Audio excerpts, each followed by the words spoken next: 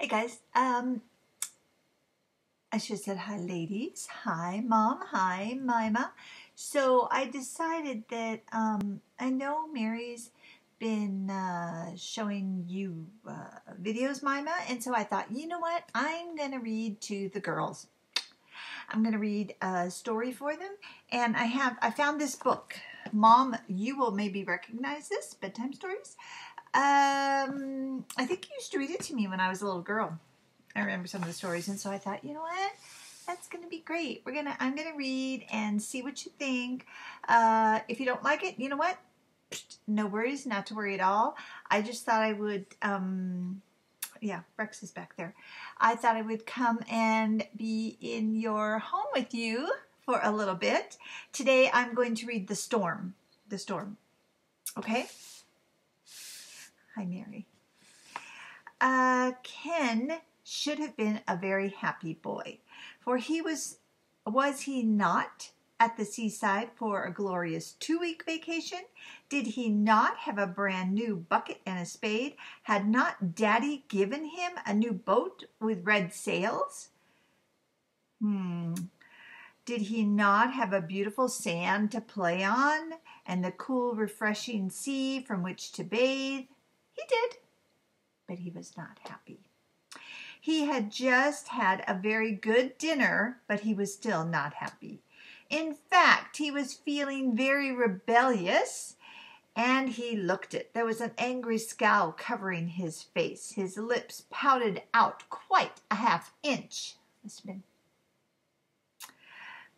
Of course, it was all about nothing, as usual. Daddy had asked him to stop throwing stones because it was annoying people on the beach.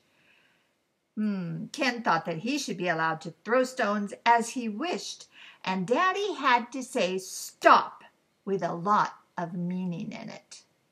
Hence the terrible look on Ken's face. "Oh, come on and help me build a big sand castle," said Daddy, trying to make things easy for him. "The tide will soon be up, and we can watch it destroy and attack our fortress." And he reached for Ken's hand. "Don't want to build any sand castle," Ken said. "Oh, come along," said Daddy. "I don't want to," said Ken fiercely, turning around and walking away. "All right," said Daddy, "I'll build it myself." And saying so, he picked up a spade and he began to dig. Meanwhile, Ken trudged along the beach, on and on. It was really a funny sight, for he was only a little boy of 9, and there he was with his hands deep in his pocket and his brow all puckered up as if he were plotting a revolution. Farther and farther he wandered. He did not seem to notice the passing of the time or the fact that he left his family and friends. Still boiling with anger, he trudged savagely on. He didn't want to be with anybody, he told himself. He didn't want to play with any other person now. He wanted to be by himself and do as he pleased. Now he could throw stones wherever he liked and when he liked, and for that he was glad. He was glad there wasn't anybody. He was glad about it. Just then, a sudden chilling of the air made him look upwards. Up until now, the sun had been shining brightly, and the past few days indeed had been fine and hot. But now the dark clouds obscured the sun, and a cold gust of wind came from the southwest. Ken slowed down a little bit. He did not like the look of the sky. But turn back? No, indeed, he wouldn't. He kept trudging along. 10 minutes later, Ken looked at the sky again. Almost all the blue was gone. Rising fast from the horizon were black, angry-looking clouds. The occasional gusts of wind had become a gale. The sea had been calm a little while before, but now it was being lashed to a fury. The dull boom in the distance brought Ken to a standstill. His little face lost its scowl and it turned very pale. He didn't like storms. Boom, boom, boom, thunder rolled, getting louder and louder, flashed across the black clouds, leaping lightning more terrible than any Ken had ever seen before. Crack, boom, crash, a terrific peal of thunder sounded right above him. Ken stood still. He was petrified with fright. Wildly he looked for shelter, but there was none. Along the lonely beach, not even one seagull could have found cover. And now the rain. Swish, swish, driven hard by the gale, it beat upon the beach and splashed with uncanny hissing into the sea. Poor Ken was soaked in a moment. Water streamed through his shirt. He dropped beside the breakwater and buried his head in his hand. Boom, boom, the thunder was terrible. There he is on the beach.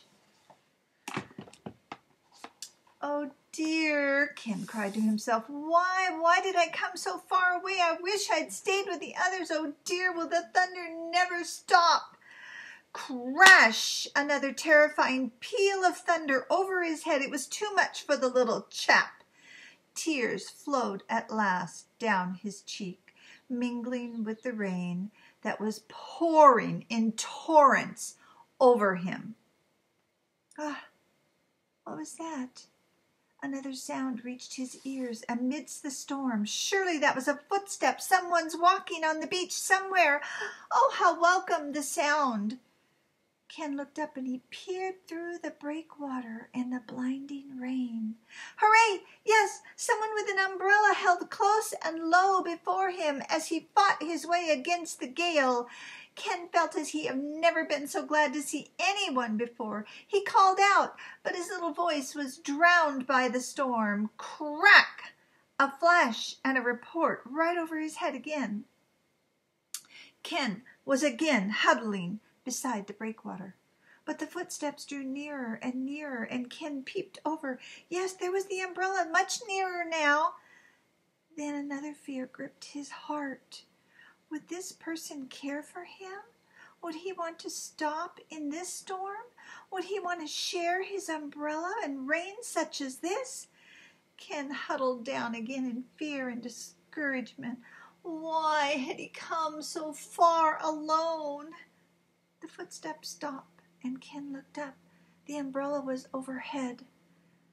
Hello, Ken, said a familiar voice.